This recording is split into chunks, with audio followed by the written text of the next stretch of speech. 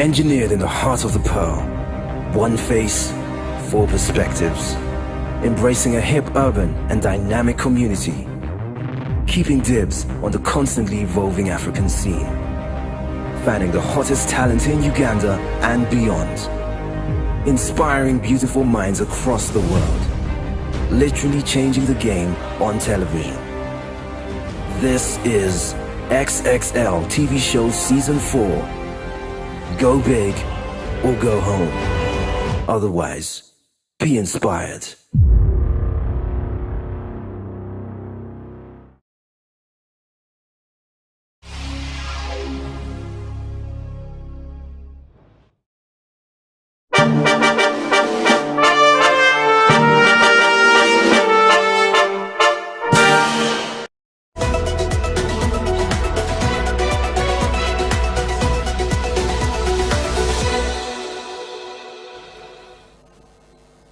Irene, being the very first person in Uganda, earlier on when we were talking to you, you became the first employee of Diwala in Uganda. I mean, what does that make you feel like being the first leader of a new innovation happening in Uganda? What experience has it given you so far? It's a very humbling experience. And I always thank the team at Diwala for giving me the opportunity, because I can tell you when they met me, it was about 3 years ago, but you know, just chatting about, you know, what technology is in Uganda, how it can be applied to the education sector. It wasn't really, I could say, an interview. It was more me trying to give people some data and some information. And my CEO tells me that from that point, she felt like, you know, I could be part of that team. And I can tell you, I had zero knowledge about what blockchain technology is. And yet here you are now talking zero technology. And you know, now getting into Diwala and understanding what they do and understanding why they do it, which is very important. You know, it is important to know the reason behind your why. Like, why are you doing something? And you know, understanding it and understanding its impact and understanding what blockchain technology can do, how it can improve our lives. It's really been a great journey learning from them. It's first of all a humbling experience that I'm part of that team. It's a humbling experience that I'm given the opportunity to learn. Very rarely do people take a chance on you. And yes, I have skills, but I believe I'm continuously growing. I am still being beaten here and there. And it's humbling, and I'm excited to be part of that team. I'm excited to introduce the technology to all the people I know, my networks. And all I can say is that a lot is coming.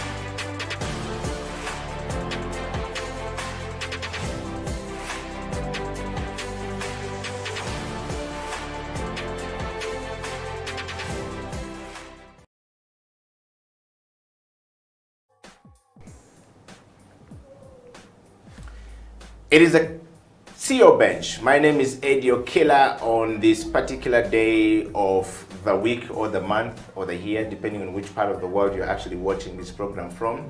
My guest this morning on the CEO Bench needs no introduction. It is said that if a person needs a long introduction, they don't deserve one. And if they deserve one, they don't need one. Ladies and gentlemen, all across the world, on the CEO bench today, we bring you the story of a young lady springing out of Uganda, from the central region of Uganda. The name means something else, and both of our names are quite very, significant when you think about the words and the meaning behind the words, what the English people say is the etymology of the letter, or the words, or the origin of the words. Welcome to the CEO bench. And of course, as my name is Eddie Okila, live on House of Talent Television is Divine Nabawesi, who is the founder and the CEO of Bamboo, Divine Bamboo, or Bamboo Divine. That's how now people call her. Divine, welcome to the program. Thank you so much, Eddie. First of all, how are you and how have you been? I'm doing fantastic. Thank you so much for having me here. You are welcome. And the CEO bench often look at people like you who are doing something significant in our society, or people who are doing something for others, or people who look beyond self. But first, we want to know from you, who is Divine in a nutshell? Who is Divine? Yes. First of all, I'm very honored to be here. I know that you've had some very great speakers before me, so I'm very honored for the invitation. And as you mentioned, my name is Divine Nabawesi. I'm Ugandan, born and raised. I grew up in Entebbe, and I later moved to Kampala, where I attended secondary school. I went to Uganda Matters, Namugongo. And then for my A-levels, I went to King's College, Budo, and then I pursued a Bachelor's of Social Work at Makerere University. Okay. Yes. And when you say you grew up from Entebbe, does that mean that's where your ancestry starts from, your home, everything? For a person who's watching you from, New York, or from London, or from, Finland, and they want to know more about you, they don't know these things. In Africa, we have the origin of where we come from. Is that where your parents spring out from? Okay. So the origin story is will sound a bit funny, because my village is actually Nigeria, which used to be a village, but now it's not a village. So yes. Yeah, that's where my mother is from, and my father is from Masaka. Okay. Yes. So authentically, you're a Muganda from Buganda. Yes, I am. All right. And then so they always ask, Wedirachi, what is your tribe? Does that mean in Buganda? Yeah. So let's tell us more about the culture of Buganda and where you come from, how you guys do things, the history of your name, behind what does Nabawesi mean for somebody who is watching the program from any part of the world and would like to know you. Particularly me, personally, I'm interested in knowing. Well, okay, that is a tough question. that is a very tough question. But my clan is the Cow clan. Okay. So my name, Nabawesi, comes from Omuwesi, who used to be an iron worker. Okay. Yes. Wow. Oh, yeah. Why did your parents give you the Omuwesi name that was a iron worker? And yet you were in wood and bamboo. True. Yes. Maybe they knew I was going to be a creative. Okay. Maybe, I suspect. And talking about creativity, all through growing up, what has been your creative thinking process like as a person? I think that I draw a lot of inspiration from reading. I started to read at a very young age. I'm always reading. And when you read, you're drawn into this world of different characters from different centuries, and I think that opens up your mind. Yeah. And because you're able to dream and to know that there's a different world out there, and that anything is possible, really. So I think for me that's been very important. All right. Talking about that, your parents, your father and your mother, and your history from Nigeria, which is just a suburb of Kampala. For those of you guys who are watching the show from all across the world, Nigeria is just it's what we call a satellite city away from the city of Kampala. A couple of kilometers away from the main city is where she comes from. So technically, Divine was born or comes from the city center. That's the village. And Masaka is what, about 100 and 100 kilometers away, or 122, is it 200 kilometers? About. From Kampala, about yes. About 120 kilometers away from Kampala. So she's a girl around about the city and the town. All right? And talking of that, when we want to look a little bit deeper on the background of Divine from the family point of view, growing up as a child, what was it like with your parents? I think I had a normal childhood. It was happy, but I think mostly ordinary. I was able to explore and play as a child, so I think, yeah, it was a good childhood. Okay, and what was your character like when growing up as a child, that when you look back at this point where you are right now, you can say, yeah, I was always leaning towards this? Were you beaten like a typical, African child who is always given a few slaps here and there for being stubborn? At some point, we would just see parents give you a look, and you'll know what the look means and what it does. Not very many people know this. How was yours like in your family? Are you the only child? Are you, how many are you? Okay, so I have 3 siblings, but I think that growing up, I was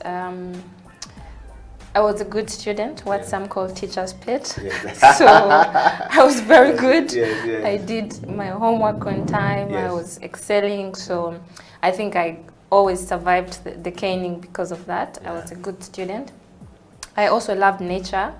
I joined the Girl Guides, and because we were in Entebbe, we would go camping in the botanical gardens. So I always loved nature from a young age. I was planting flowers and trees already at a young age. So I was drawn to nature very early on. Wow. Yeah. Which basically brings us to this interview that we're having today. So Divine, let's talk about you and the leadership. The program you're on today is about leadership. Change management, leadership, change management, and transformation is what the CEO bench is about. We bring people who are, moving forward, or climbing the ladder to the top of leadership, or coming down from the top as leaders, retiring, or people who are on the way, the verge of going. And right now, you are a lady on the rise. And the nomination that brought you to the CEO bench suggests that. We want to just know from you that your self-leadership, what is your understanding of leadership first of all, and what is leadership to you? My understanding of leadership would be someone who is able to inspire others. So a leader should be somebody that other people look up to for guidance on, it could be a specific discipline, maybe a sport or entrepreneurship. But a leader needs to be able to inspire others to be better and to achieve a certain goal, I guess. Okay. And what is self-leadership to you? What would you define as a self-leadership from a Divine point of view? Self-leadership, I think reminds me of something that Jim Rohn once said, that you have to motivate yourself, always. If you wait for other people to motivate you, it's like waiting at a train station where no trains come, so you'll be waiting forever. So you basically have to motivate yourself. That's the only way to be a leader, I think. Okay. There are 5 different types of leadership, Divine, that exist. There's what we call a transformative leader, or transformative leadership approach. There's what we call a laissez-faire leadership approach and style. And there's what we call a democratic leadership style or approach. And there's what we call transactional leadership approach to things. And then the 5th one is what we call charismatic. Which of these do you practice and why?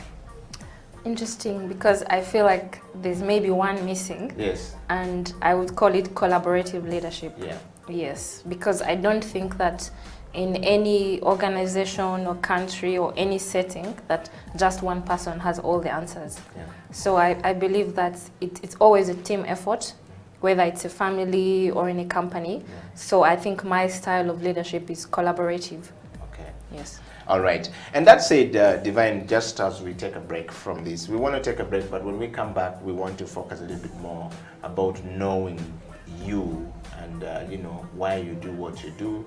And of course, to tell us a little bit more about Bamboo, you have been headlining all across Uganda and, even across border.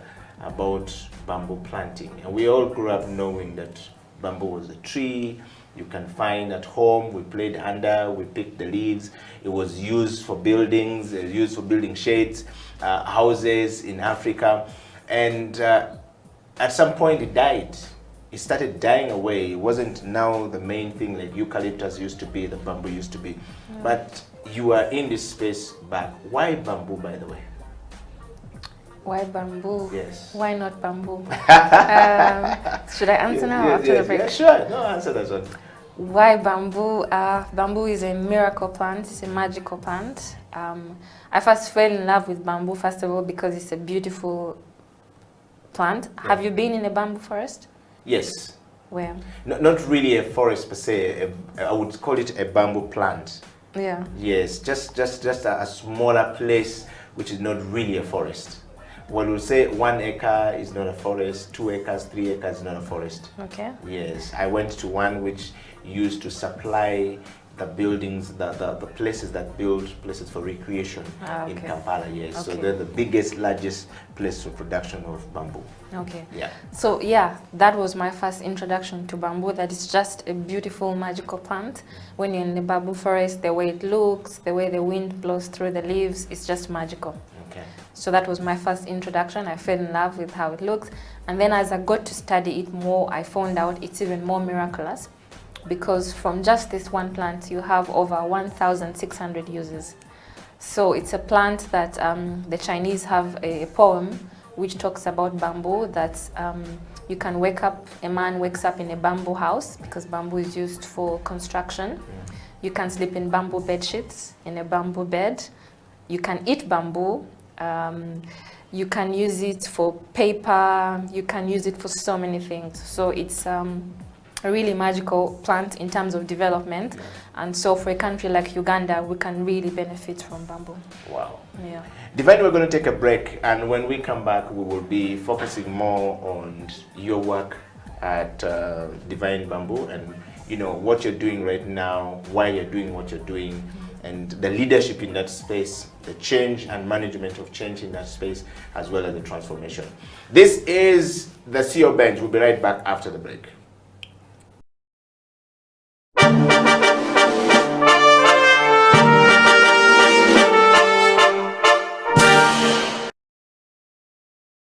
By the way, when you won in Tanzania, you know, that was your biggest cup, Sekafa. What was the party like? Did your chairman walk on his head?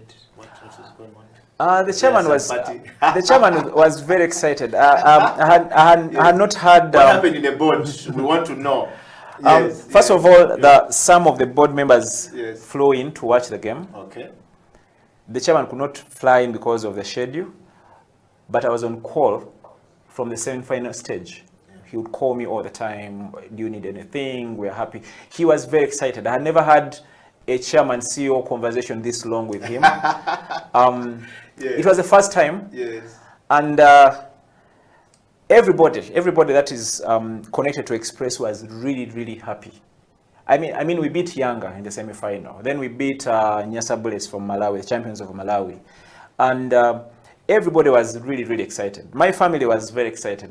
My family is always complaining that I don't talk about them. My family was very happy. They were excited. I'm sure most of them are watching this show right now. The families of my staff, this for me is very exciting. The families of my staff are always following Express because their children are working for Express. Wow. And many other people. It was winning the Sekafa. Yes. Kind of cemented the kind of transformation Express has had in the recent times. And we have a Sekafa. Every time I look at that trophy, I keep telling my people, well done. Yes. And I'm sure the chairman, wherever he is, I'm sure he's busy, but he will watch this show. I'm sure he's happy that we have the Sekafa in our bag. We have the Premier League in our bag. Yeah. In his third year, by the way. This is his last year, but I know he's around, but he had a plan from 2018 to 2021, and 2021 he has won all this. I'm sure he's very happy. For the first time, and we believe it's not the last time. Okay. Yeah.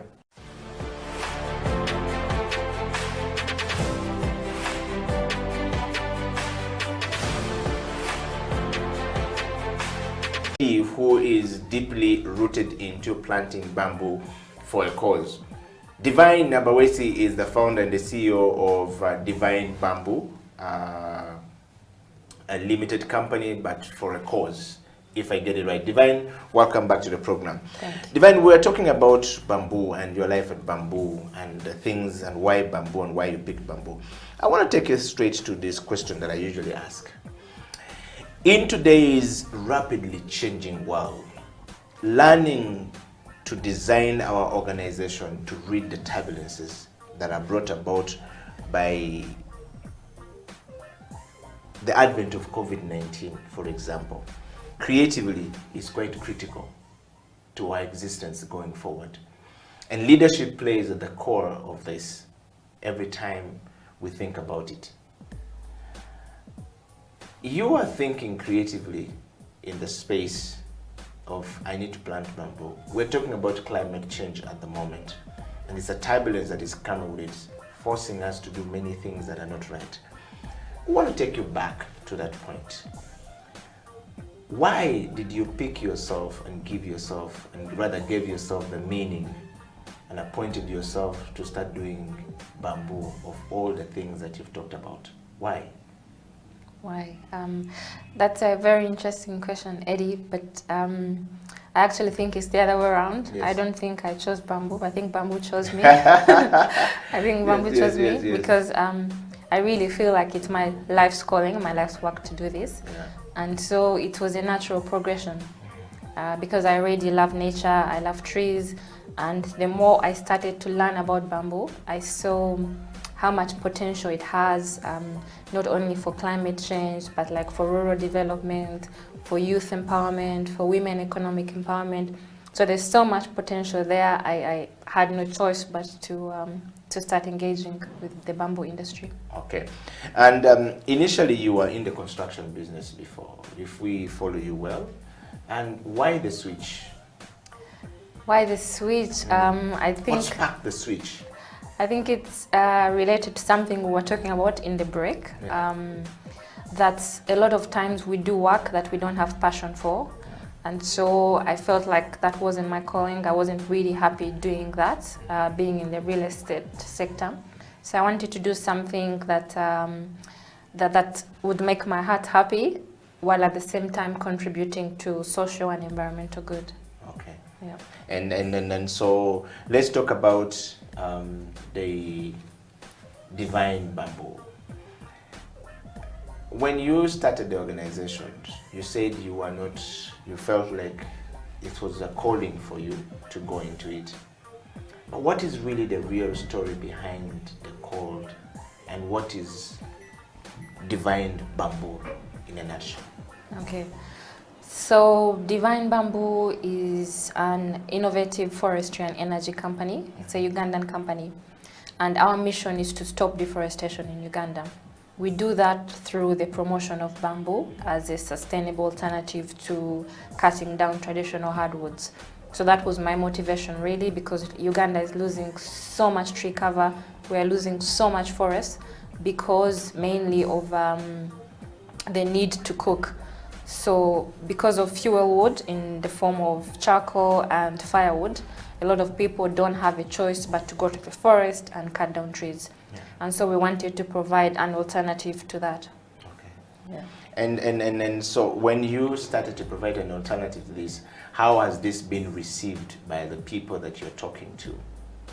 So of course, with any new innovation, it's not straightforward. Yeah. You don't get the idea today and then the idea is mature. Yeah. First of all, the idea, the business model takes time to develop. Yeah.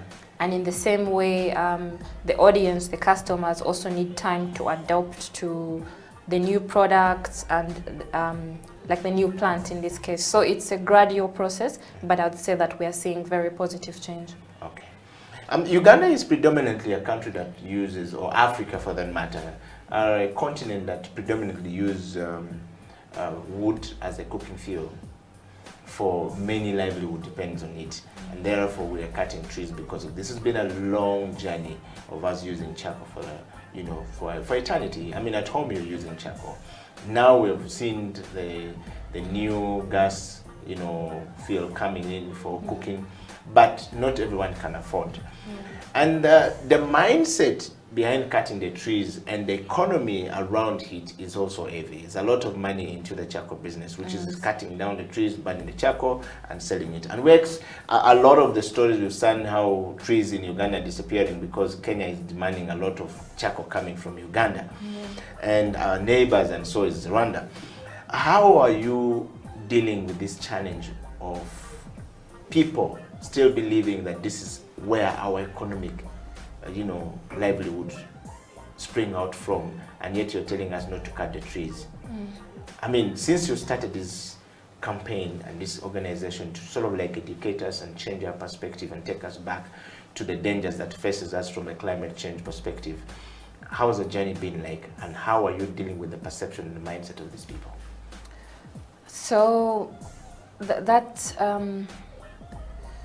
I would say it's interesting because we no longer have to do a lot of the talking, and unfortunately, because of changing circumstances, it's now self-evident. For example, when we started Divine Bamboo 5 years ago, a sack of charcoal in Kampala was like 50,000. Right now it's like 100,000. And that shows you the scarcity. So charcoal used to come like from Luero. Now people are going as far as Arua and Moyo to cut down trees. So sadly, eventually there will be no more trees to cut. So even at 200,000, the charcoal just won't be there anymore. So that's self-evident, everybody can see that. And so the solution is now more obvious. The other evident thing is climate change. 10 years ago, if you went to the village and told people about climate change, they would not understand. But now, you don't have to be in COP in Glasgow to understand climate change. Even farmers in the village can know that the rain is taking longer, the sun is hotter, the harvests are changing. So because of the way the world is moving, the problem we are solving is now very obvious. And I think that's why finally at COP we were able to see a focus on nature solutions, because we have to use nature to fight it. It's not the only solution, but I think it's a big part of the solution. Okay. Yeah. Divine, let's talk more about the people that you're working with, and at Divine Bamboo. How do you get people motivated to join your dream and your vision and your mission? If you would start from your mission and how you recruited people to it. So again, we try not to recruit people and then motivate them. We try to recruit motivated people.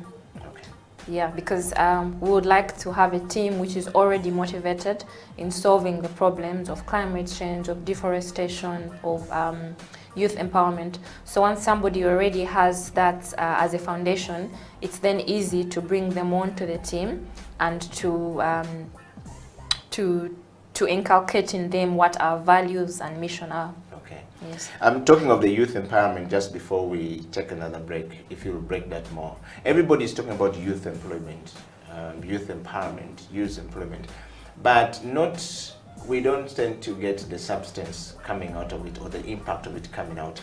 And we watched yesterday or the other day during the COP, 26 in Glasgow, when everyone was talking about the impact, the social impact, the youth, the entrepreneurship it needs to do, and everyone was talking about impact. But yet, when you look at the impact on the ground with the people that we're talking about, it doesn't seem to be quite immense. What are you doing as Divine Bamboo to bring this out? And what is youth livelihood and entrepreneurship from your perspective as Divine Bamboo? So again, I would preface that by saying that the work we don't do by ourselves. We have a good team in-house, obviously, but we also have a network of partners. So for example, we are working with UNDP on a youth empowerment project, and some of our activities included training youth in Kamwokya. So we had a training about a month ago where we trained over 200 youth in Kamwokya. And we want to see how we can bring them on board in the value chain of clean energy. And so our ethos is to meet them where they are. So it's not about preaching, you need to use clean energy, you need to not cut trees, but you need to give them alternatives. And then you also need to show them how that works within their current situation. So for example, if we go to somebody making Rolex or making barbecue, We can show them how if they use our bamboo briquettes, they are cleaner, so there's less smoke and soot, so means better health for them, but also they cook longer, so in the end they're able to have a saving. So it has to be practical for your audience and for the customer. Okay. Divine, talking about that, obviously Africa struggles quite a bit, and Uganda is no different from leadership.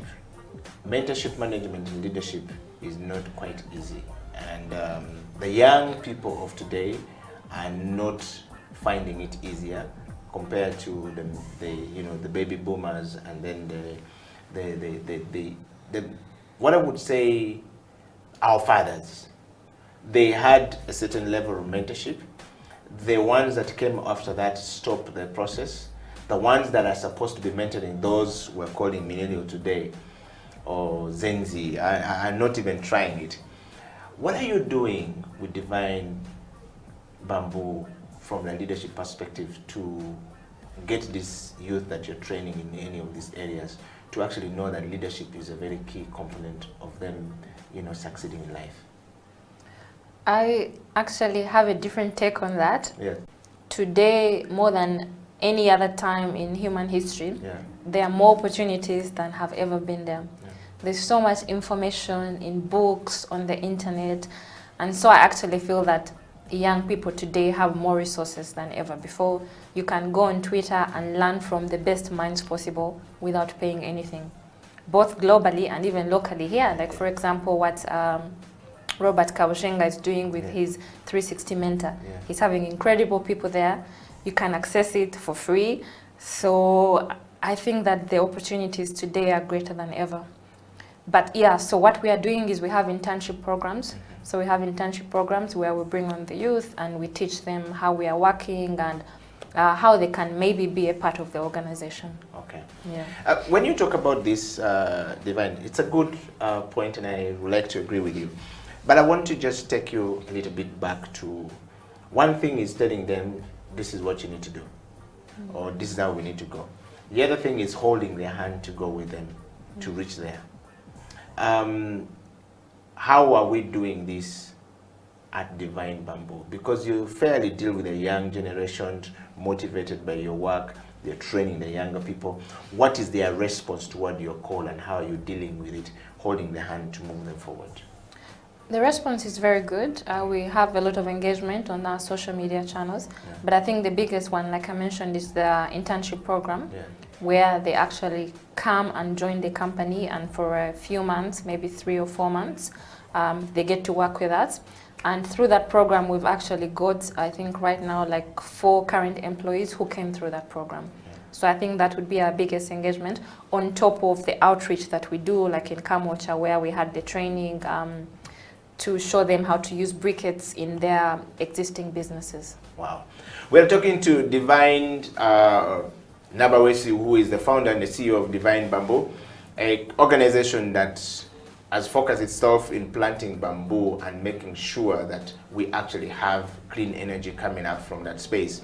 If you have a question, we would like you to post it out there, and Divine will be able to answer it. Kisses and disses are welcome. We don't take things personal. Divine is here to, answer your question. We're going to take a break, and when we come back, the CEO bench will continue on change management and how bamboo is causing transformation in our society.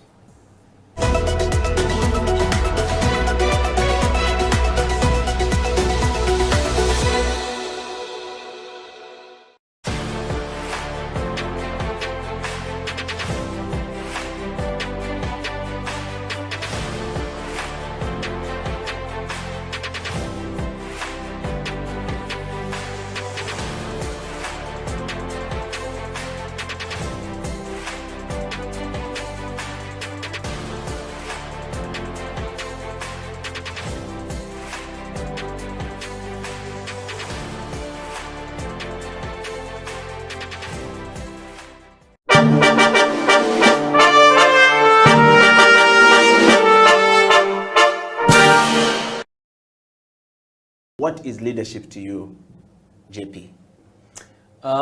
So for me, the leadership, I would say there are different components, but the most important is the art of knowing people. Yeah.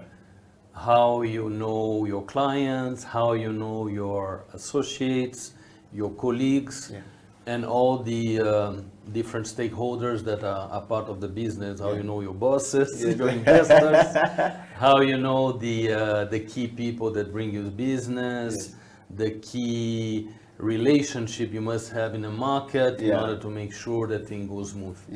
So I think this requires an openness of mindset.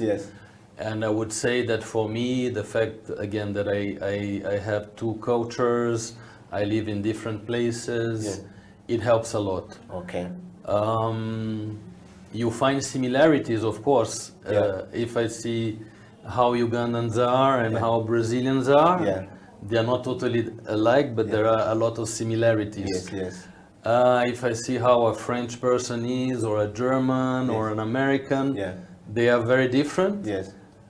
And difficult people. I know by the French side, because I have my French family, I worked in France, I worked with French companies. So I learn how to deal with this. And so and now, especially this past years working for Sheraton Group, it's more like Anglo-Saxon approach of hospitality. So this also, so all these dimensions are very important. So it's knowing people, knowing the culture, the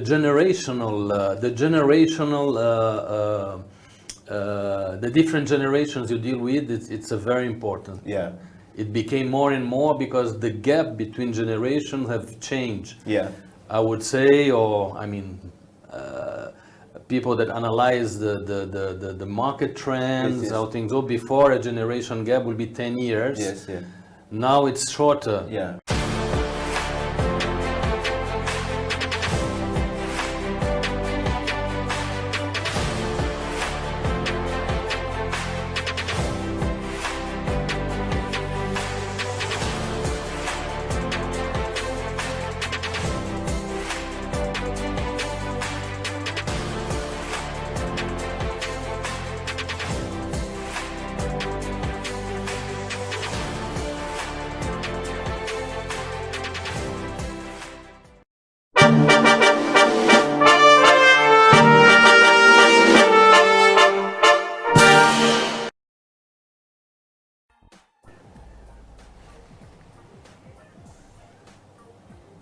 Welcome back from the break. My name is Eddie Okila, and this is Creative Industry Talk mixed with the CEO bench, with everything about talking creatively about planting trees, but particularly bamboo. Today we've learned something from Divine, that bamboo is a magical tree, it's a magical plant. We want to dig deep into that. Divine, welcome back to the program. When we went to the break, we were talking about the impact of the project that you do on the young people that you're working with, the mentorship management and the leadership. Let's talk about change management. There are a lot of things that are happening in our society today. And as the founder and CEO of Divine Bamboo, you must be meeting a lot of challenges that requires change and managing change from one place to another. But first, you started by managing change from you, turning around your life from the construction business and the real estate business into bamboo. No one quite understood why you just did a switch. What was the journey like moving from what? Fortunately, that means